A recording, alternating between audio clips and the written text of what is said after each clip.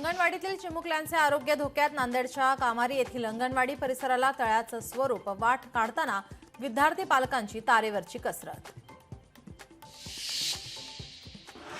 सिंधुदुर्ग जिल्ह्यात आज पावसाचा येलो अलर्ट. जिल्ह्यातील समुद्र किनाऱ्याला उधाण. सकाळपासून अनेक ठिकाणी पावसाच्या सरी. 73 वर्षीय वृद्धेवर कुऱ्हाडीने हल्ला. जळगावच्या धरणगाव येथील घटना. जखमी वृद्ध महिलेची प्रकृती चिंताजनक. बुलढाण्याच्या मेहकर लोणार तालुक्यात ढगफुटी सदृश पाऊस. पावसामुळे जमिनी रखडल्या. पेरणी वाहून गेली. शेतकऱ्यांवर दुबार पेरणीचं संकट. वाशिम जिल्ह्यात मुसळधार पावसामुळे पैनगंगा नदीला पूर. शेती पिकांचं नुकसान. प्रशासनाच्या वतीनं नदीकाठच्या गावांना सतर्कतेचा इशारा.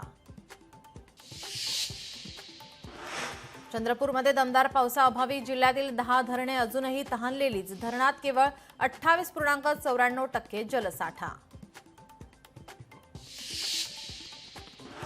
वर्ध्यात शेतातील कॅनल फुटल्याने पीक गेले वाहून. देवळी तालुक्यातील कानोली येथील घटना. शेतकऱ्याचं मोठं नुकसान.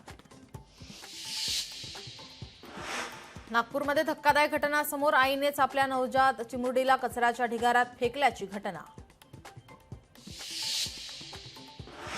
छोटा पुढारी घनश्याम दरवडेंची सोशल मीडियावर बदनामी. घनश्याम दरवडेंची पोलिसांकडे तक्रार. जाणीवपूर्वक बदनामी करणारे व्हिडिओ प्रसारित केल्याचा आरोप. छत्रपती संभाजीनगरमध्ये ड्रग्सची तस्करी. औषध कंपनीच्या वेस्टेजमधून ड्रग्सची तस्करी. फार्मा कंपनीत पोलिसांकडून तपासणी. लोकशाही मराठी ऐका, पहा, जागरूक रहा.